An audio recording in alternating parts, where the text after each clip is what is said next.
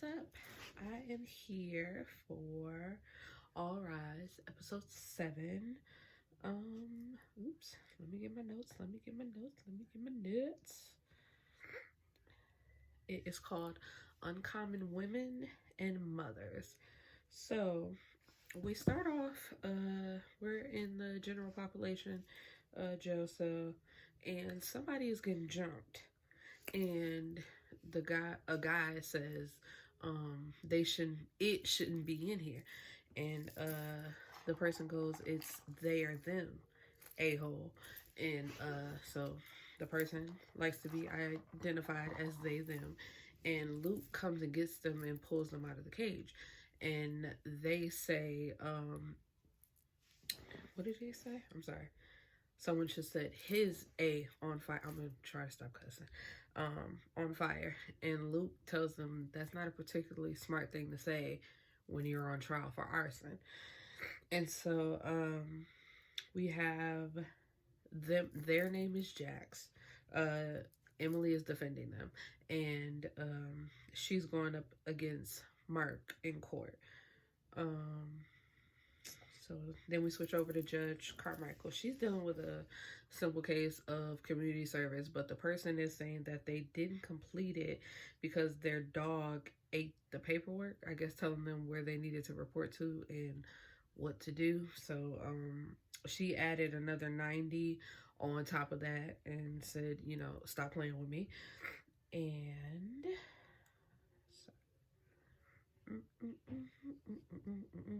there we go. I was like, what is going on?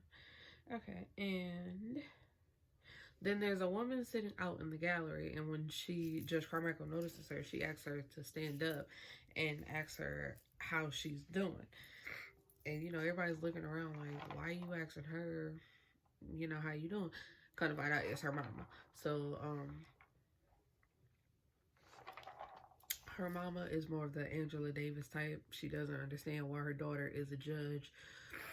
She's like, you're working with a system that isn't made for us or to help us. And, you know, of course, Judge Carmichael sees that completely differently. So they bump heads a little bit there.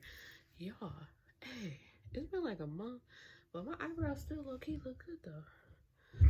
I need to go get them touched up, but they look alright. So they're sitting down talking, and Judge Carmichael said it took you having to testify for somebody else to get you down here. So I guess, you know, like when she became, I guess, robed to be a judge, her mom wasn't there. And it's like, it seems like for a lot of important things in her life, her mom, you know, was off fighting a good fight, not being there for her. And it's like as soon as she said, because they were joking, you know, just having a little small talk. But as soon as, because it was a specific thing. Yeah, because after she said it took, you know, having to be here for Jax to get you down here, the tension is just like you could cut it with a knife. The mama got up like, well, I'm finna go have lunch, you know, like just trying to get away from it. So it just, you can tell that they don't have a good relationship. Like, of course, she respects her mom, she loves her mom, but it's just like, where were you when I needed you? You know, like Drake said, where your ass was at, you know. So her mom was like, how do I get out of here? She's like, it's a long way, girl. I'll take you down the judge elevator, you know, give you special privileges, whatever. And there's a small earthquake. They get stuck on the elevator. They have a little bonding moment because whenever Judge Carmichael gets scared, her dad told her to call off all the names of the animals she has. So she was just clutching her mom's hand and just yelling out names, random. I didn't write them down because they were stupid. And they were stuck on the elevator with Judge CSI. So because her like workload was so light, Judge CSI put Judge Carmichael on search warrant duty, like having to approve and sign or whatever for search warrants. And so we have one guy who didn't have the right paperwork, so Sherry sent him away. But then we have Waiting to Exhale, Angela Bassett's husband. Him, he's a detective, and he wants a search warrant to go into a house when the owners aren't there specifically. And she's like, first of all, who are the owners? That it's alleged that they're like a gang or something like that. And she's like, how do you know that they have guns in this house? And he has a CI. And she's like, I need to talk to your informant and, you know, see what they know. And he was like, you don't trust me? And she was like, no, I'm just trying to make sure I do my job and do it thoroughly. So his informant is some white lady with a dog in her hand on the stand. And she's like, can you, you know, like, how do you know that they have guns? And she's like, I saw them. They were, but she didn't see them. Technically, they were in a bag. And she was like, you know, they were the gangster type. And Judge Carmichael was like, the gangster type? She's like, you know, the rapper did. And I said, see, I already know. So she didn't sign it. But then next thing you know, Sherry is showing her, like, she has her iPad and she's like, I think you want to see this. It's a video of 250 guns being found in that same house. And then you see Waiting Till Exhale husband walking across the screen. It's just like, he went behind my back. So she go confront him like, why did you go behind my back? He's like, I went to someone who would trust me. And, you know, he's like, I wouldn't lie. And she was like, so who did you go to? And he was like, Judge CSI. So, of course, she's mad because she's like, you gave me this job and then you go over my head and sign the warrant anyway when I said no. And her, Judge CSI, she's like, I've known him for 10 years. If he says, he has it, it's legit.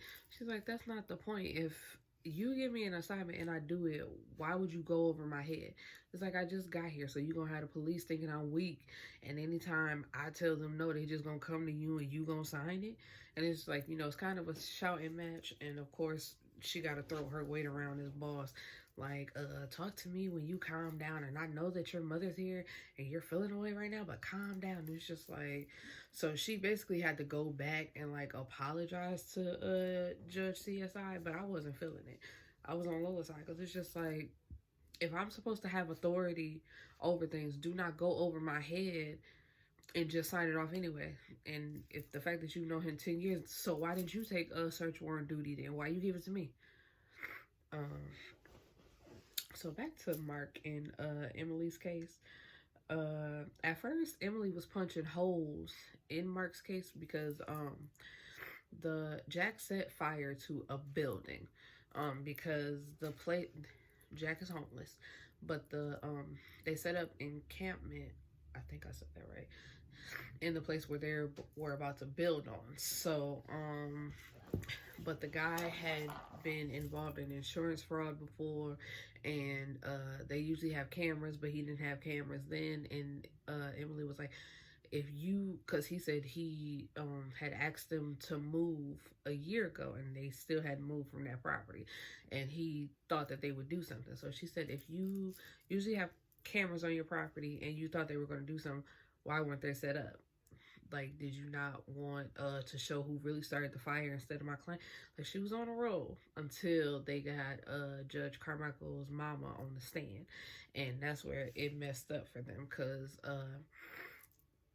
she started listing off all the stuff that she does for Jack. And Mark asked her, like, when was the last time you bought them clothes? And she refused to answer the question, so she was held in contempt. But then, you know, Judge Carmichael talked to her like, you know, let the system work out. I know you don't believe that it works, but it actually does. And if you stay in here in contempt, then they have to, you know, strike her testimony from the record. And you know, like, you don't do Jack's any good. So she had to go back and say that she bought them socks. And then Mark, of course, pulls out the picture like, oh, these socks? Yeah, those socks. So it's just like, but Emily made a good closing argument. She's like, if you knew that you had nowhere to go and your family had found a place to call home, tell me you wouldn't do anything to protect it. And so it wasn't a felony.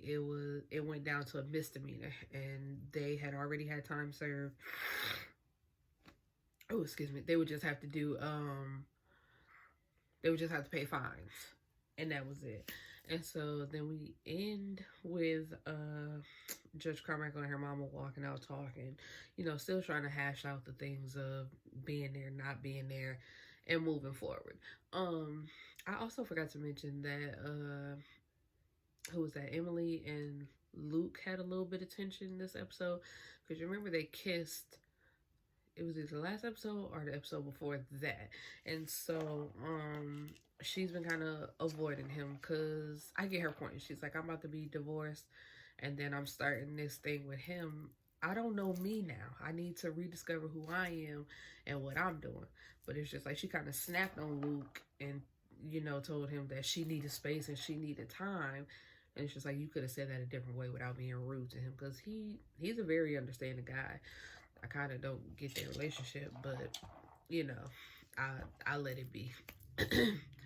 But yeah, at the end, she had to apologize, and she's just like, I would like it if you were very understanding of what I'm going through, and just be patient with me. And he was like, so taking it slow, cool, no problem. He was like, whenever you ready for dinner, I got a nice spot. And she's like, where? And he played it off. He was like, when you like to know? It's like, we already said we're taking it slow, so that's later. And that was it for this episode. So that was episode 7. And I'll see you guys next week for episode 8. Peace out.